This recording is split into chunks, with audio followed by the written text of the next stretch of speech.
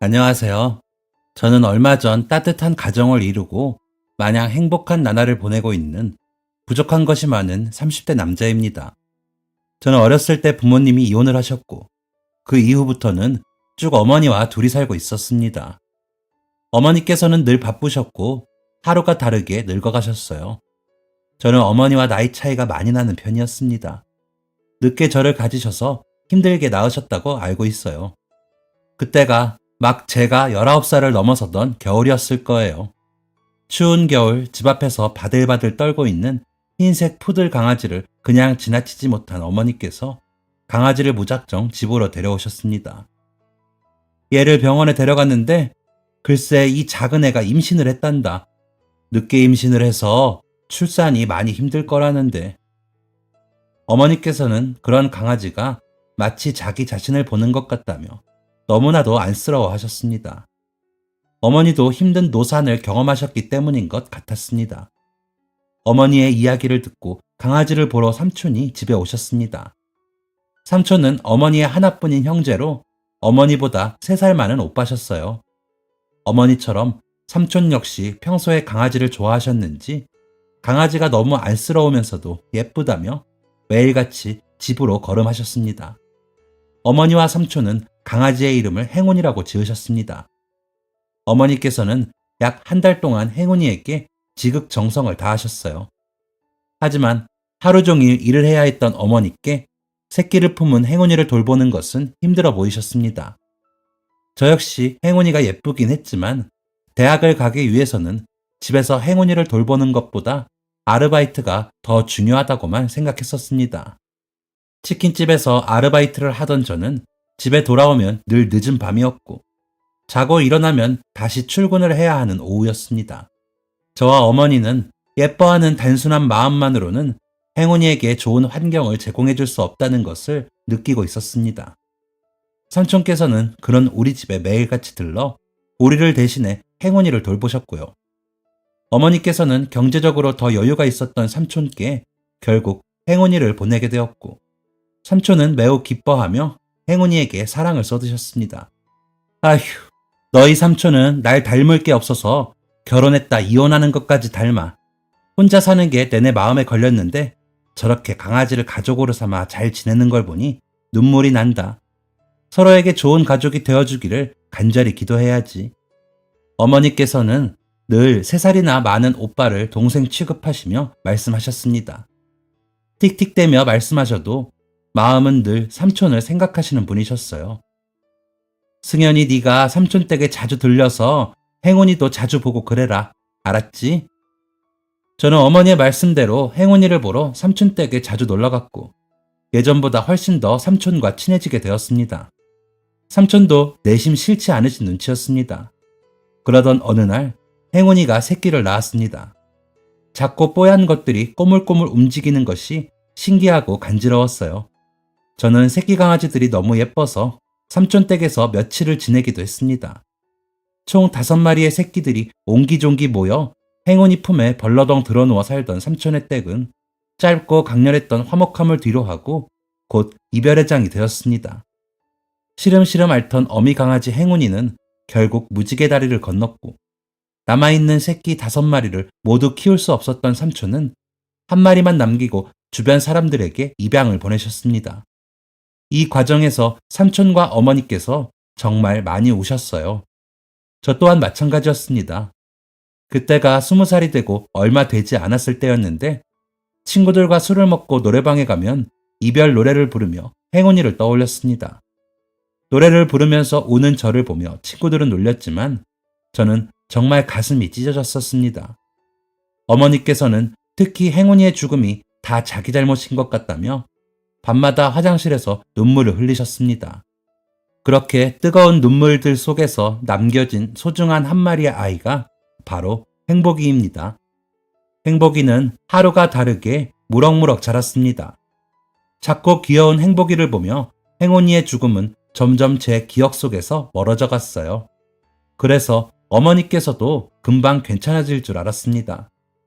하지만 어머니께 어미 강아지 행운이의 죽음은 너무 큰 슬픔이었나 봅니다. 집에 데리고 있었던 시간은 겨우 한 달 남짓이었지만 건강하게 오래 살게 해달라고 늘 진심으로 바랐던 엄마였습니다. 저희 어머니의 죽음이 그 어미 강아지 때문이라고는 생각하지 않습니다. 하지만 어느 정도 영향이 있었다고 생각이 들어요. 어머니께서는 행운이의 죽음 이후로 눈에 띄게 어두워졌으니까. 제가 금방 털고 일어났으니 엄마 역시도 그럴 것이라 생각했던 제 자신이 바보 같고 한심합니다. 행운이가 떠나고 1년이라는 시간이 흘렀습니다. 마시지 않던 술도 자주 마시고 계속해서 우울한 어머니 앞에서 제가 엉엉 울어버렸습니다. 어머니는 그런 제 모습에 충격을 받으셨는지 다음날 밝은 표정을 지으며 저에게 말씀하셨습니다. 엄마, 이제 다 털어버리고 살려고 운동도 시작할 거야. 어머니는 정말 다른 사람이 된 것처럼 밝게 변하셨습니다. 목소리 톤도 올라가고 아침마다 제게 파이팅이라는 문자도 보내고는 하셨습니다. 정말 운동도 열심히 다니셨어요. 피곤해 하면서도 운동은 꼬박꼬박 나가셨습니다. 저는 다시 어머니께서 건강한 일상을 되찾은 것 같아 마음이 놓였습니다. 늦었지만 어머니께 애정 표현도 많이 해드렸습니다. 그렇게 평화가 찾아온 줄만 알았는데 어느 날 갑자기 어머니께서 숨을 거두셨습니다. 아침이면 늘 저보다 먼저 일어나서 하루를 시작하는 우리 엄마였는데 열려 있어야 할 방문이 닫혀 있어 들어가 보니 어머니께서 미동도 없이 가만히 누워 계셨습니다. 사인은 심장마비라고 했어요. 어머니의 죽음을 목격했던 그 순간은 지금 생각해도 당장 혀를 깨물고 죽어버리고 싶을 만큼 떠올리는 것만으로 미칠 것 같습니다. 신이 정말 세상에 존재한다면 어떻게 하루아침에 멀쩡한 사람이 싸늘히 죽도록 내버려 둔단 말인가. 그렇게 저는 미쳐갔습니다. 엄마가 누웠던 그 자리에서 학교도 나가지 않고 하루 종일 울었어요. 원래도 말랐던 몸이지만 살이 쭉쭉 빠져 40kg대가 되기도 했습니다. 삼촌께서는 그런 저를 혼자 둘 수 없다며 억지로 삼촌 댁에 살게 하셨습니다. 삼촌은 저를 살리는 게 우선이라고 말씀하셨어요. 저는 반박할 힘도 없었습니다. 그렇게 휴학을 했습니다. 괜찮은 척 저를 살리겠다고 데려온 삼촌이지만 삼촌 역시 괜찮지 않다는 걸 삼촌의 집에서 느낄 수 있었습니다. 예전에 깔끔했던 삼촌 집은 온데간데 없고 엉망진창이 되어 있었어요. 그랬습니다. 삼촌 역시 저처럼 괴로워하고 있었던 것이었습니다. 삼촌께서는 말씀하셨습니다. 집이 엉망이지. 그래도 혼자 있는 것보다 둘이 낫지 않겠나 싶어서. 승현아, 그래도 삼촌은 행복이가 있어서 그나마 사라지더라. 너도 행복이랑 같이 지내다 보면 좋아질 거야. 행복이가 천사다, 천사. 삼촌 말씀이 끝나기가 무섭게 행복이가 양말 한 짝을 물고 제게 다가왔습니다. 뭐가 그리 반가운지 사정없이 흔드는 꼬리를 보며 피식 웃음이 났습니다. 삼촌, 우리 청소하고 밥 먹을까요? 그때였어요. 행복이가 물고 있던 양말을 내팽개치고 제 품속으로 파고들었습니다. 얘가 왜 이래? 걔는 밥소리 하면 지 밥 주는 줄 알고 반가운 척한다. 행복아, 밥 줄까? 밥 먹자, 이리 와. 좋아서 얼굴을 마구 핥던 행복이가 밥 먹자는 소리에 삼촌에게로 달려가고 저는 눈물을 닦으며 다짐했습니다. 일단 살고 보자고. 그렇게 삼촌 댁에서 저는 다시 살아볼 마음을 먹게 되었어요. 이왕 휴학을 한 거 삼촌이랑 행복이한테 잘해주자고. 어머니한테 못해드렸던 만큼 다녔던 치킨집에서 다시 아르바이트를 시작하고 삼촌 살림에 조금이나마 도움이 되어드리고자 집안일과 행복이 돌보기를 하며 지냈습니다. 엄마 생각에 수시로 슬픔이 불쑥불쑥 찾아왔지만 슬픔에 잠길 틈도 없이 놀아달라고 보채는 행복이 덕에 금방 털어내곤 했습니다. 빠진 살을 다시 찌우는 것은 쉽지 않았습니다. 치킨집 사장님은 삐쩍 마른 저를 보며 늘 안타까워 하셨습니다. 이렇게 작고 비실해서 어떻게 군대 가고 여자는 어떻게 만날래? 삼촌도 사장님도 일부러 살찌는 것들을 사다 먹이셨지만 겨우 50kg를 넘기고 이상으로는 찌지 않았습니다. 키가 작아서 그런 것도 있는 것 같아요. 시간이 흘러 휴학했던 학교로 다시 돌아갈 수 있는 시기가 찾아왔습니다. 솔직히 저는 학교로 다시 돌아가고 싶지가 않았습니다. 그냥 이렇게 살면 안 될까 하는 생각이 컸습니다.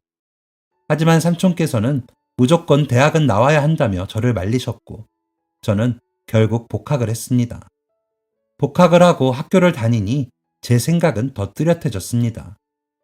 학교를 그만둬야겠다. 남들처럼 평화로이 공부할 게 아니라 나는 하루빨리 돈을 벌어야겠다. 하지만 삼촌은 단호했습니다. 네가 그러면 내가 너희 엄마한테 뭐가 되냐? 나도 마지막 오빠돌이나 할 수 있게 해줘. 부탁이다. 삼촌은 제가 학교를 관두겠다고 할 때마다 엄마 이야기를 하셨습니다.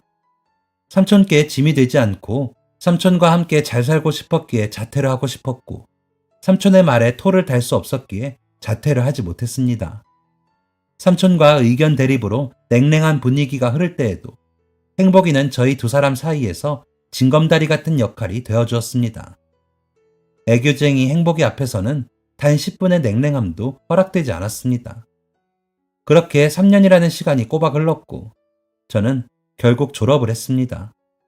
학교를 다니는 동안에도 치킨집 아르바이트는 계속했습니다. 힘들어할 때마다 삼촌께서는 제게 이렇게 말씀하셨습니다. 너 그렇게 멸치처럼 말라서 군대도 못 간다는데 다른 애들보다는 훨씬 일찍 사회생활 시작하는 거다. 그러니 대학 졸업하고 돈 벌어도 안 늦다. 저는 대학을 졸업하자마자 일자리부터 찾았습니다. 하지만 특별할 것 없는 학과에 심각한 취업난은 저를 고통 속으로 내몰았습니다.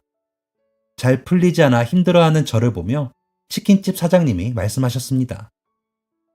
너 몇 년 동안 일하는 것 보니 잘하더라. 네가 어딜 가든 잘할 아이인데 시기가 좋지 않은 것 같다. 직장 찾을 때까지 너 직원으로 고용할게. 내가 전부 아르바이트로만 고용하지만 너 워낙 잘하고 또 다른 애들이랑은 달리 너는 나랑 함께한 세월이 있으니 대신 아르바이트 하던 때랑은 일하는 범위가 다르다. 급여가 다르니 이해는 하지? 편안하게 생각해보고 말해줘라. 너 평생 여기서 일하라는 건 아니다. 딱 직장 찾을 때까지만, 그때까지만이야. 사장님의 말씀에 저는 망설이지 않고 그렇게 하겠다고 대답했습니다. 그렇게 저는 주방 업무부터 시작해 간간히 배달까지 하는 그 치킨집의 첫 직원이 되었습니다. 사장님께 정말 감사한 마음뿐이었습니다. 시간은 잘도 흘렀습니다. 삼촌과 사장님은 비슷한 연배여서 그런지 두 분이 술도 자주 마시며 금방 친해지셨습니다. 두 분이 술을 드시는 날은 꼭 가게에 행복이를 데려와 가게 문을 닫고 제가 튀긴 치킨을 안주 삼아 그렇게 드셨습니다. 저와 행복이는 자연스레 그 자리에 참석하고는 했어요. 그러다 저는 취업을 했습니다. 남들이 알아주는 그런 좋은 직장은 아니었지만 더 오래 두 분에게 짐이 되고 싶지는 않아 망설임 없이 출근을 했습니다. 사실 저 같은 사람을 뽑아준 회사에 고맙기도 했습니다. 최선을 다해 회사에 적응하던 그맘때쯤이었을 거예요. 벼랑간 삼촌께서 백수가 되셨습니다. 자세한 이야기는 제게 들려주시지 않았지만 나이가 들면서 회사에서 나가라는 식으로 말을 했던 것 같습니다. 삼촌은 애써 웃으셨지만 제 눈에는 한없이 슬퍼 보였습니다. 그리고 그건 친한 친구가 되어버린 치킨집 사장님 눈에도 마찬가지였나 봅니다. 여보세요? 승현아, 오늘 별일 없으면 가게에서 너희 아빠하고 술이나 먹자. 사장님은 줄곧 저희 삼촌을 저희 아빠라고 부르시곤 했습니다. 저는 친구 아들이라고 부르시면서요. 저는 삼촌과 행복이와 함께 여느 때처럼 치킨집으로 갔습니다. 사장님은 치킨을 테이블 위에 내려놓으시며 궁시렁 대셨습니다. 승현이 너 없이 다시 나 혼자 하려니 몸이 너무 지친다. 치킨도 예전처럼 맛있지가 않고. 에이, 맛있는데요, 사장님? 그래, 네 입에나 맛있지. 요새 몸도 여기저기 아프고 나 오늘 두 사람 부른 거 한 가지 돌발 사항이 있어서다. 무슨 일인데? 나 이제 가게 접으려고. 멀쩡히 장사 잘 되는 가게를 왜? 몸도 힘들고 아들이 이제 일 그만두고 집에 들어와서 살라고 해서. 아들 자랑은 아니고. 아니, 그래도 멀쩡히 장사 잘 되는 가게를. 말은 알겠다고 했는데 다 접고 떠나기가 영 아쉬워. 정이 많이 들었으니 말이야. 그래서 말인데 혹시 네가 해볼 생각은 없나 싶어서. 내가 의도한 건 진짜 아닌데 내가 가게 접기로 마음먹고 나니까 갑자기 네가 벼랑간 백수가 됐잖아. 진짜 의도한 거 아니거든. 내가 요리에 영 소질도 없고 한 번도 안 해본 초짜인데 어떻게 가게를 해? 아이고 사람아, 네 아들 승현이도 하는 걸 네가 못할까? 친구 좋다는 게 뭐야? 아, 이참에 서로서로 윈윈해 보자고. 수입도 꽤 괜찮아서 남주기 아까워서 그러지. 승현이 네 생각은 어때? 너희 아빠가 영 소질이 없을 것 같으냐? 사장님의 질문에 흘끔 쳐다본 삼촌의 얼굴이 당황스러움으로 새하얗게 질려 있었습니다. 저는 괜히 죄송한 마음에 눈물이 흘렀습니다. 제가 대답도 하지 않고 눈물부터 흘리자 삼촌과 사장님이 매우 당황하셨어요. 다짜고짜 눈물부터 흘리는 제 자신이 저도 답답했습니다. 왜 울어? 갑자기 왜? 죄송해서요. 삼촌, 저도 멀쩡히 제 앞가림 잘하는 놈이었으면 삼촌 편히 쉬시라고 당당하게 말씀드릴 수 있을 텐데 제가 못나서 아무것도 해드릴 수가 없어서 죄송합니다. 사장님, 죄송합니다. 사장님 아드님 너무 훌륭하시고 좋은 분인 거 알지만 자격지심에 눈물부터 흘러 당황케 해드려서 죄송합니다. 야, 그게 왜 네가 죄송할 일이야. 어처구니가 없네. 자네 자식이 눈물은 흘리기 또 왜 흘려? 미치겠구먼. 승현아, 미안할 것 없다. 삼촌도 잘난 것 하나 없는데 뭐. 아니, 이 두 부자가 왜 이래 오늘? 그만들래. 이야기 꺼낸 사람 민망하게 멋들하는 거야. 됐어, 됐어. 물으자, 물러. 못 들은 걸로 해. 아니, 그러지 말고 내가 하지. 좋은 친구 둬서 이렇게 좋은 기회 쉽게 잡는 사람이 또 있겠어? 나 좀 알려줘. 자네처럼 단골 손님 많이 이끌면서 잘 사는 법. 아, 손님들이 사장 바뀌고 맛까지 바뀌었다고 떠나가면 그거 참 곤란하잖아. 어찌 이리 단번에? 아, 이놈 이거 기죽어서 질질 짜는 거 보니 열받아서 그러지. 도와줘, 부탁해. 친구, 내가 한번 잘해볼게. 그렇지. 그래야 내 친구지. 어이 울보, 거기서 가만히 울고 있지만 말고 냉장고에 소주 한 병 더 꺼내와. 삼촌께서는 그렇게 사장님께 가게를 저렴하게 인수받아 장사를 시작하셨습니다.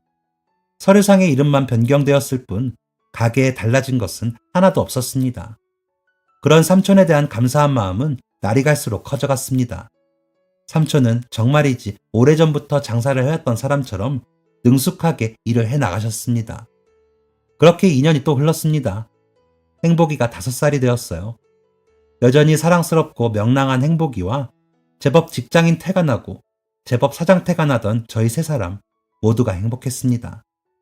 엄마를 그리워할 때 울지 않고 웃으면서 그릴 수도 있게 되었습니다. 그런데 인생은 롤러코스터라고 했던가요? 만약에 제 인생의 주인공이 정말 나라면 그렇게까지 힘든 일만 있어도 되는 거였을까요? 엄마처럼 아빠처럼 섬겼던 삼촌마저 하늘나라로 떠나셨습니다. 사연을 보내기 위해 지나온 날들을 되새기며 행복했던 순간들을 써내려갈 땐 그때의 생각으로 한없이 행복했다가 힘들었던 순간들을 되새겨야 할 때는 너무 힘들어서 자꾸 펜을 놓게 되네요.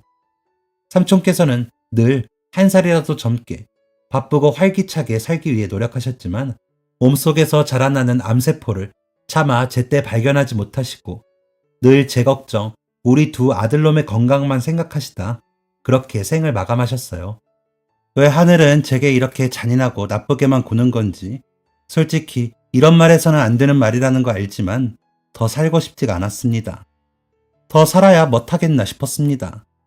남은 것은 행복이뿐인데 행복이마저 제 곁을 떠나면 그때는 정말 어떡하지? 그냥 내가 먼저 떠난다면 한 번 더 이런 고통을 느끼는 일은 없지 않을까? 못난 생각이라는 거 알지만 삶을 포기하려 했습니다. 나쁜 생각도 했습니다. 그렇게 불도 켜지 않고 하루 종일 누워있으니 행복이가 제 곁을 파고들고 얼굴을 마구 핥더라고요. 순간 짜증이 났습니다. 저리 가! 소리를 지르며 행복이 얼굴을 미쳤습니다. 제 팔에 밀려난 행복이가 잠시 조용하는가 싶더니 이번에는 발을 핥더군요. 간지러움에 발을 피하려 이불을 살짝 들쳤는데 틈 사이로 갸우뚱 저를 바라보는 행복이가 보였어요. 누가 얼굴에 찬물을 끼얹은 것처럼 정신이 번쩍 들었습니다. 하루 종일 저만 보고 기다렸을 텐데 저도 눈치를 보느라 힘든 하루였을 텐데 내가 뭐 하는 짓인가 싶었습니다. 그러고 보니 밥도 안 챙겨주고 아주 고문을 시켰더라고요. 당장 일어나 밥을 한가득 부어주고 행복이에게 말했습니다. 미안해. 삼촌이 정신도 못 차리고 바보처럼 굴어서 미안해. 배 많이 고팠지? 삼촌이 진짜 나빴지? 미안해, 우리 행복이. 행복이는 행복만 해야 하는데 삼촌이 까먹어서 미안해. 너만 두고 가려고 해서 미안해. 행복이는 좋아하던 밥도 뒤로 하고 제 뺨을 타고 흐르는 눈물을 마구 핥아 주었습니다. 그게 꼭 괜찮다고 말하는 것 같아서, 죽지 말라고, 포기하지 말라고 말하는 것 같아서 위로가 되었습니다. 가슴이 찢어질 것 같아 엉엉 소리내어 울다가도 그렇게 저를 달래는 행복이에게 미안해 숨죽여 눈물만 흘렸습니다. 한참 저를 달래주고서야 허기진 배를 채우려 허겁지겁 밥을 먹는 행복이를 보며 다짐했습니다. 얘가 사는 동안만이라도 내가 살자. 삼촌이 돌아가시고 한동안 거들떠도 보지 않았던 집 구석구석을 청소하고 광을 냈습니다. 잡생각 있는 데엔 청소만 한 게 없다고 말씀하시던 엄마 생각이 났습니다. 지금은 엄마랑 삼촌은 하늘나라에서 만났을까? 말도 안 되는 상상도 해보면서 그렇게 청소를 하고 있는데 의자에 대충 걸려있던 삼촌 옷에서 툭 하고 봉투 하나가 떨어졌습니다. 통장에는 쪽지 하나가 붙어 있었습니다. 승연아, 세 글자로 시작되는 쪽지에 벌컥 눈물부터 났습니다. 승연아, 삼촌이 그동안 너 생각하며 모은 돈이다. 너를 일찍 간 내 여동생으로 생각하고 또 내 아들로 생각하며 오래 함께 하려 했는데 너무 빨리 떠나서 미안하다. 하지만 너는 사는 동안 늘 강인했던 내 여동생의 하나뿐인 아들이고 행복이를 끝까지 안아줄 유일한 보호자이기에 꼭 이겨내리라 믿는다. 삼촌이 대단한 사람은 아니라서 많이 못 주고 가서 미안해. 최승연, 최행복, 내 아들들 행복해라. 사랑해. 봉투 안에는 삼촌께서 인수하셨던 치킨집에 관련된 서류와 통장이 들어있었습니다. 저는 통장을 열어보지도 못하고 그 자리에서 또 한 번 눈물을 흘렸습니다. 그렇게 살아야만 하는 이유가 또 하나 생기고 말았습니다. 저는 부엌으로 가 밥솥을 열었습니다. 오래되어 누렇게 변한 밥들이 납작하게 붙어 있었습니다. 딱딱하게 굳은 밥을 입속에 구겨 넣었습니다. 살아야 했습니다. 남아있는 밥을 입에다 구겨 넣고 샤워를 하고 옷을 갈아입었습니다. 이제 뭘 하지? 삼촌께서 남기고 간 서류를 쥐고 고민 끝에 사장님께 전화를 걸었습니다. 뚜루루, 신호 한 번에 사장님께서 전화를 받으셨습니다. 그래, 승연아. 사장님, 저 좀 도와주세요. 당장 가게에서 보자는 사장님의 말씀에 필요한 것들을 챙겨 집을 나섰습니다. 행복아, 금방 갔다 올게. 냅다 가게로 달렸습니다. 현관문이 제대로 닫히지 않은 것도 모른 채. 사장님께서는 마치 기다리고 계셨다는 듯 준비해두었던 절차들을 순차적으로 처리해 주셨습니다. 삼촌께서 돌아가시기 전 미리 두 분이 준비를 하고 계셨던 모양입니다. 그렇게 저는 사장님의 도움을 받아 치킨집 장사를 이어가기로 했습니다. 모든 과정에서 사장님께서 정말 많은 도움을 주셨어요. 꽤 긴 하루였습니다. 집에 가서 행복이 삶아줘야지. 맛있는 닭가슴살을 가지고 집으로 향했습니다. 그리고 열려있는 현관문에 깜짝 놀랐습니다. 처음에는 도둑이라도 든 줄 알았어요. 놀란 마음에 신발도 벗지 않고 집으로 들어갔습니다. 행복아, 행복아. 꼬리를 흔들며 달려 나와야 할 행복이가 보이지 않았습니다. 온 집안을 뒤졌지만 행복이의 모습은 코빼기도 찾을 수 없었습니다. 한참을 뒤지다가 현관 앞에 무릎을 꿇고 주저앉았습니다. 저 자신에게 물었습니다. 이거 혹시 꿈이니? 그래서 이렇게 정신 놓고 사는 거야? 밤새 온 동네를 뒤지며 행복이를 찾아보아도 행복이의 모습은 보이지 않았습니다. 다음 날도, 그 다음 날도 벽보를 붙이고 인터넷에도 올려보면서 행복이를 찾기 위해 노력했지만 말짱 도루묵이었습니다. 혹시나 집에 돌아와 있지 않을까 하는 기대로 현관문도 열어두고 지냈습니다. 하지만 행복이는 돌아오지 않았습니다. 제가 혼자가 되었다는 생각보다 제가 행복이를 혼자 되게 만들었다는 사실이 더 저를 미치게 했습니다. 야, 이 자식아. 계속 이렇게 가게 문도 안 열고 한심하게 지내려고 나한테 그 새벽부터 도와달라 전화한 거냐? 사장님, 죄송합니다. 저 행복이를 찾는 거 말고는 아무것도 하고 싶지가 않습니다. 그래, 네 마음 안다. 근데 나한테 죄송할 건 없다. 일단은 가게로 나와라. 문 열어라. 행복이도 치킨집 하루 이틀 와다닌 게 아닌데 혹시 모르지 않아? 이리저리 찾다가 가게에라도 오게 될지, 맛있는 치킨 냄새 기억해서 찾아오게 될지. 행복이가 찾아올지도 모른다는 사장님의 말을 따라 결국 가게 문을 열었습니다. 매일 가게로 나가면서도 매일 길거리를 돌아다니느라 하루 종일 집을 비우면서도 현관문은 꼭 열어두었습니다. 치킨을 튀기고 배달을 나가고 길거리에 지나가는 강아지만 보아도 눈물이 났습니다. 혹시나 배달 간 손님 집안에서 강아지 짖는 소리가 들리면 심장이 쿵 하고 바닥으로 떨어지는 기분이었습니다. 그렇게 잔혹하고 끔찍한 3년이 잘도 흘렀습니다. 저는 참 잔인한 인간이었습니다. 그렇게 그 아이를 집 밖으로 떠들게 하고도 밥도 먹고 똥도 싸고 잠도 자고 술도 먹고 사람들하고 때로 웃기도 하면서 그렇게 살았으니까요. 주변 사람들은 다들 이제 그만 포기하라는 말뿐이었습니다. 그 말을 들으면서 역정을 내면서도 사실 제 속으로 포기하려는 마음이 아예 없었던 것은 아니었습니다. 그냥 멍청하게 살아갔습니다. 그렇게 3년을 울며 다짐하고 망가지고 반복하며 살았음에도 완전한 일상으로 돌아가는 것은 쉽지가 않았습니다. 사랑하는 사람을 몽땅 잃어버린 그 슬픔과 우울은 불쑥불쑥 예고 없이 저를 찾아왔거든요. 개인 사정으로 쉽니다. 내일은 엄마랑 삼촌을 모셔둔 납골당에 가야겠다고 마음먹었던 날밤, 가게 문 앞에 써놓을 문구를 적어두고 잠이 들었습니다. 엄마? 엄마! 삼촌! 꿈속에서 엄마와 삼촌이 저 멀리 서 계셨습니다. 저는 반가운 마음에 냅다 달려가며 엄마와 삼촌을 불렀습니다. 제 목소리를 듣고 엄마와 삼촌이 저를 돌아보셨습니다. 두 분은 서로 눈을 마주쳤다가 저를 향해 소리치며 말씀하셨습니다. 예, 승현아, 오지마. 엄마랑 삼촌은 괜찮으니까 오지마. 그래, 승현아. 너희 엄마는 이 삼촌이랑 잘 지내고 있으니까 오지 말고 가서 일이나 해라. 분명 달리고 있는데 가까워지지는 않고 엄마와 삼촌은 오지 말라고 말리기까지 하시니 너무 답답했습니다. 나는 너무 반가운데 왜 저러시지? 엄마? 삼촌? 다시 한번 외치며 발을 내딛는 순간 엄마와 삼촌 앞에 커다란 대문이 나타나고 두 분이 그 문을 걸어 잠그셨습니다. 괜찮다니깐 돌아가. 잠에서 깨어나 버릇처럼 칫솔을 물고 세면대 앞에 섰습니다. 그리고 평소처럼 가게 문을 열었습니다. 왠지 그래야 할 것 같아서 그것 말고 다른 이유는 없었습니다. 저녁 타임에 비하면 낮에는 그렇게 주문이 많지 않은 편이라서 제가 직접 배달을 하고는 하는데, 그래서 그날도 주문이 들어와 치킨을 포장해서 배달을 직접 갔습니다. 그리고 도착한 그곳에서 예상치 못한 일이 벌어졌습니다. 띵동. 치킨입니다. 왕왕! 왕왕! 강아지를 키우는 모양인지 초인종 벨소리에 집안에서 강아지가 열심히 짖어댔습니다. 행복이가 절로 생각났습니다. 벌컥 현관문이 열렸습니다. 안녕하세요. 이모, 치킨 왔다니까요. 치킨을 받으러 나온 사람은 중학생 정도로 되어 보이는 남자아이였습니다. 아이가 치킨 봉투를 받아들며 안쪽에 있는 사람에게 소리를 쳤습니다. 그때였습니다.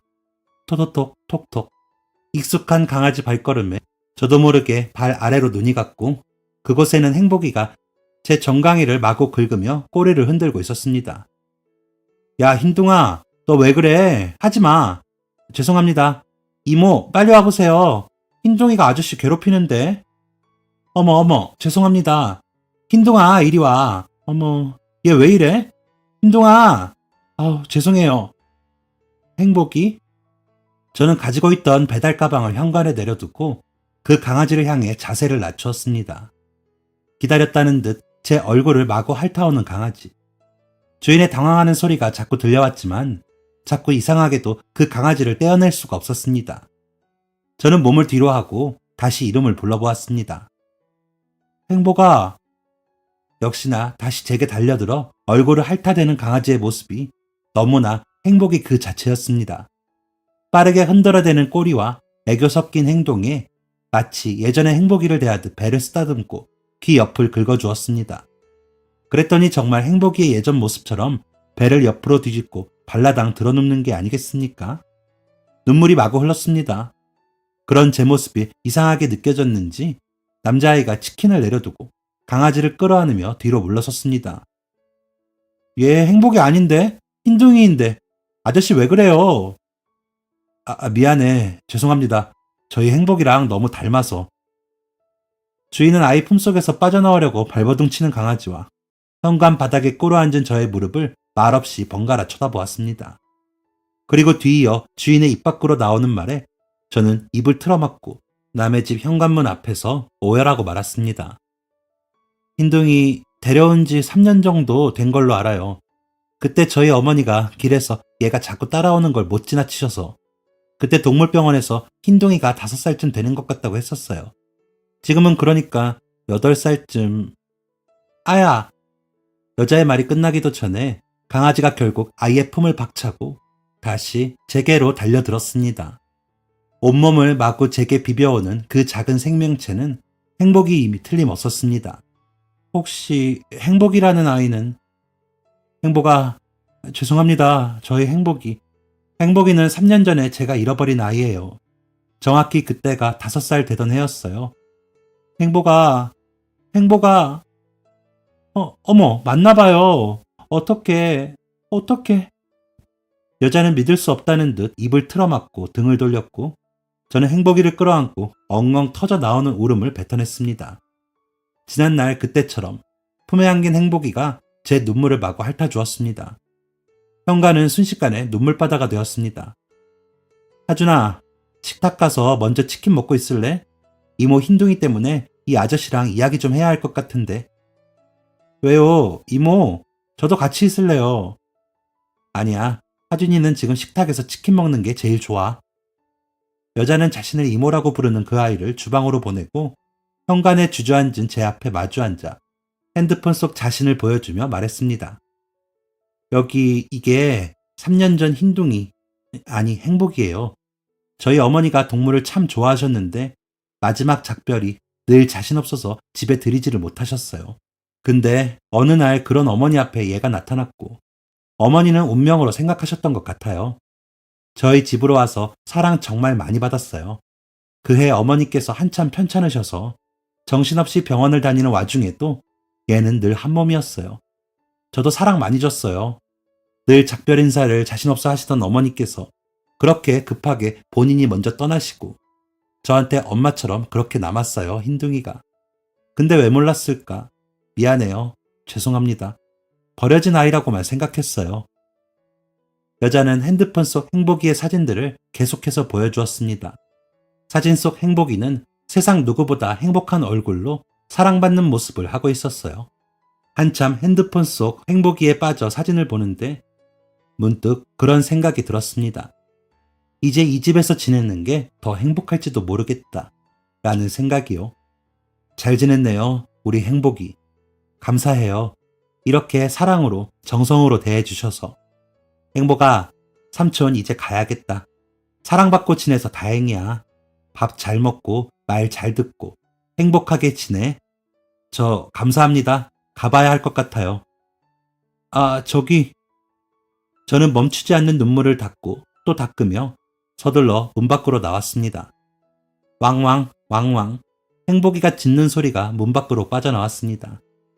어쨌든 행복이를 잃어버린 건 나인데 무작정 다시 내놓으라고 할 수도 없는 노릇이었습니다. 그리고 사진 속 행복이의 얼굴을 보니 정말 행복해 보여서 어쩌면 나보다 더 좋은 가족을 만났을지도 모르겠다는 생각이 들어서 그래서 무작정 문 밖으로 뛰쳐나온 것 같아요. 엘리베이터를 타고 내려오니 더 이상 행복이의 짖는 소리는 들려오지 않았습니다. 그렇게 가게로 돌아가 다시 장사를 하고 다음 날이 될 때까지 제 머릿속에는 행복이 생각뿐이었습니다. 그리고 다음 날 장사를 시작하자마자 전화가 울렸습니다. 네, 감사합니다. 치킨집입니다. 여보세요? 저기 혹시 어제 백조 아파트 배달 오셨던 분 계신가요? 어떤 일 때문이신가요? 저 강아지 때문에 행복이요. 행복이가 왜요? 무슨 일이 있나요? 아니요. 혹시 그분이세요? 저 행복이가 어제 이후로 밥도 안 먹고 계속 현관문만 바라보고 있어서요. 아무래도 어제 만나고 다시 헤어진 것 때문이지 않을까 해서요. 행복이가요? 네, 저 괜찮으면 다시 와주실 수 있는지. 애가 너무 아무것도 안 먹고 힘이 없어서. 지금 바로 가겠습니다.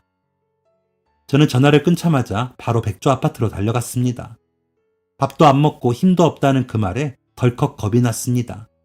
혹시나 내가 또 자신을 잃어버렸다고 생각하는 거면 어쩌지?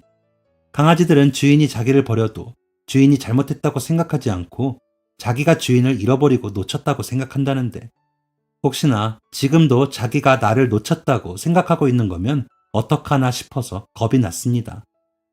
딩동. 초인종 벨소리가 차마 끝나기도 전에 문이 벌컥 열렸습니다. 문을 열어준 여자의 발 아래로 행복이가 우다다다 달려와 다리에 매달렸습니다. 아, 미칠 것 같았습니다. 내가 이 천사 같은 애한테 무슨 짓을 한 거지? 이거 봐. 역시 제 말이 맞죠? 흰둥이가 그쪽 기다리고 있는 거였어요. 어떡해, 정말. 행복아, 행복아 미안해. 미안해. 미안해. 저기요, 제가 어제부터 많이 생각을 해봤는데 데려가실래요? 네? 흰둥이, 아니, 행복이요. 행복이는 저희 집에서 사는 것보다 그쪽 집에서 사는 게 더 행복할 것 같아서요. 행복이라는 이름처럼 그냥 뭔가 돌아가신 저희 어머니라면 왠지 그렇게 하셨을 것 같아서요. 행복이가 더 행복할 수 있는 선택을 하셨을 것 같아서요. 제가 그렇게 하는 게 맞는 것 같네요. 정말, 정말 그래도 되나요? 그럼요. 잃어버렸던 가족을 다시 찾았는데 계속 떨어져 살게 하는 건 진짜 얘를 위한 일이 아니니까. 본인도 눈물을 뚝뚝 흘리면서도 행복이를 위한 선택이라며 제게 데려가라고 말씀하시는 그분에게 몇 번이나 사과와 감사 인사를 드렸는지 모르겠습니다. 그래도 이렇게 갑자기 데려가는 건 아닌 것 같아서 인사 나누시게 시간이라도 더 드리면 어떨까요? 제가 나중에 다시 오겠습니다. 아니에요. 그럼 그 시간 동안 행복이가 또 힘들어할 것 같아요. 원래 이별이라는 게 예견된 것만은 아니더라고요. 늘 갑작스럽고 준비 없이 찾아오는 게 이별이니까 행복이와의 이별은 다른 이별들에 비하면 기분 좋은 이별인 것 같아요. 행복을 위해 보내주는 거니까. 행복할 테니까. 행복이 덕분에 멋진 이별을 겪는다고 생각하려고요. 정말 괜찮아요. 행복이는 그렇게 순식간에 제 품에 안겨 그동안 사랑해줘서 고마웠다는 인사도 하지 않고 그 집을 떠나왔습니다. 집을 나서면서도 저희 집으로 행복이와 함께 들어가면서도 마음이 내내 불편했습니다. 제 손으로 누군가의 이별을 만들어내는 일을 하게 될 줄은 꿈에도 몰랐습니다. 행복이는 돌아온 집에서 킁킁거리며 냄새를 맡기 바빴고, 그렇게 그날 하루 장사를 접고 하루 종일 행복이와 시간을 보냈습니다. 늘 춥고 차가웠던 집안에 그제야 온기가 도는 듯 했습니다. 문득 그 집으로 배달을 가기 전날 밤 꾸었던 꿈이 생각났습니다. 납골당에 가려던 제게 대문을 굳게 닫으며 오지 말라고 연신 말씀하시던 엄마와 삼촌. 혹시 엄마와 삼촌은 제가 이렇게 다시 행복이를 만나게 될 거라는 것을 알고 계셨던 걸까요? 아니면 그저 우연의 일치일까요? 그날 꿈속에 엄마와 삼촌 말을 듣고 납골당에 가지 않길 참 잘했다.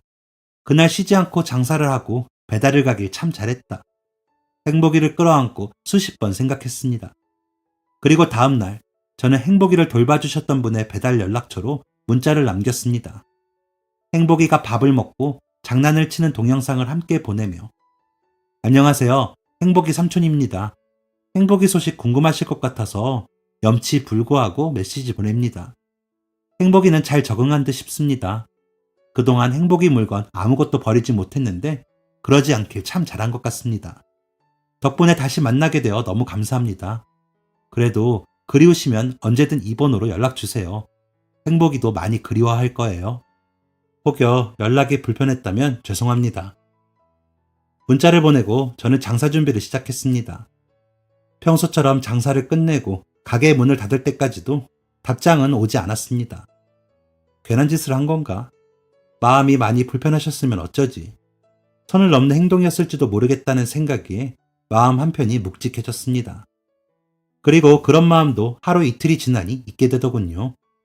행복이와 다시 만난 하루하루가 너무 행복했기 때문일까요? 그날과 비슷한 시간에 들어온 치킨 주문과 주소지를 보고 심장이 쿵하고 바닥으로 떨어졌습니다. 행복이를 돌봐주셨던 그 집이었습니다. 떨리고 긴장되는 마음이 들었지만 평소보다 100배, 아니 1000배 만배는 더 정성을 다해 조리를 했습니다. 집 앞에 도착해 초인종을 누르자 머쓱한 표정을 한 여자분이 문을 열고 나왔습니다. 안녕하셨어요? 네, 안녕하세요. 여기 맛있게 드세요. 네, 감사합니다. 저 행복이 잘 지내나요? 네, 잘 지내고 있어요. 다행이네요. 요즘 자꾸 꿈에 나와서 한번 여쭈어 봤어요. 까불던 애 하나가 없어지니 저도 모르게 공허해서. 죄송합니다. 제가 천벌받을 짓을 했어요. 저한테 힘든 이별이었으면 손님께도 힘든 이별임이 틀림없으셨을 텐데. 네? 아니에요. 그런 의미로 말씀드린 건 아니었어요. 제가 괜한 말씀을 드렸어요. 그런 의미 아니었어요, 결코. 저 행복이 사진이나 동영상 좀 보여드릴까요? 네, 그럼요. 좋죠. 지난번에 보내주신 것도 자주 꺼내보고 있어요. 답장을 드리는 게 부담이 될까 답장 못 드렸는데. 그러셨군요. 아니다. 혹시 괜찮으시면 행복이랑 같이 산책 가실래요? 저 오늘 행복이랑 소풍 가려고 이것만 배달하고 문 닫을 생각이었는데. 정말요? 그래도 될까요? 네, 집에 가서 금방 옷만 갈아입고 행복이랑 같이 다시 올게요. 갑자기 이야기가 어떻게 흘러가고 있는 건지 말을 하면서도 머릿속은 혼란스러웠지만 혼란스러운 머리와는 달리 꽤나 차분한 말들이 입 밖으로 나가고 있었습니다. 계획에도 없던 소풍 이야기를 들먹이며 거짓말까지 능수능란하게 하고 있었습니다. 저는 그렇게 뻔뻔한 연기력으로 셋이서 함께 산책을 하자는 말을 뱉어놓고도 차분하게 운전을 하고 집으로 돌아와 행복이를 불렀습니다. 행복이와 함께 집을 나서는 거리의 바람이 거짓말처럼 따뜻했습니다. 흰둥아! 행복이는 반가움에 꼬리를 흔들며 여자분에게 안겼습니다. 눈물이 그렁그렁 맺히는 그 얼굴을 보고 있으니 저를 보는 것 같았습니다. 그리고 행복이를 보고 있어야 할 시선이 저도 모르게 그 여자분을 향해 있었다는 걸 알게 된 순간 행복이와의 반가운 인사를 마친 여자분이 고개를 들어 저를 쳐다봤습니다. 깜짝 놀라 휙 고개를 돌려 먼 산을 바라봤습니다. 나쁜 짓을 몰래 한 사람처럼 심장이 두근거렸습니다. 근데 겨울에는 어디로 소풍을 가죠? 한겨울 칼바람이 몰아치는 12월. 아무래도 저는 다른 곳으로 소풍을 떠나게 된 것 같습니다. 추운 겨울바람이 따뜻한 봄바람처럼 느껴지고 흩날리는 작은 진눈깨비가 연분홍 벚꽃잎처럼 느껴졌으니까요. 그렇게 조심스럽게 시작된 저의 사랑은 오랜 시간 동안 한 발자국 한 발자국 천천히 다가가 결실을 맺었습니다. 행복이가 12살이었던 지난해 12월 결혼식을 올렸습니다. 저희 혼주석은 삼촌의 친한 친구였던 치킨집 사장님께서 자리를 지켜주셨습니다. 결혼식 날 가장 많이 눈물을 흘리신 분은 아마 사장님이실 거예요.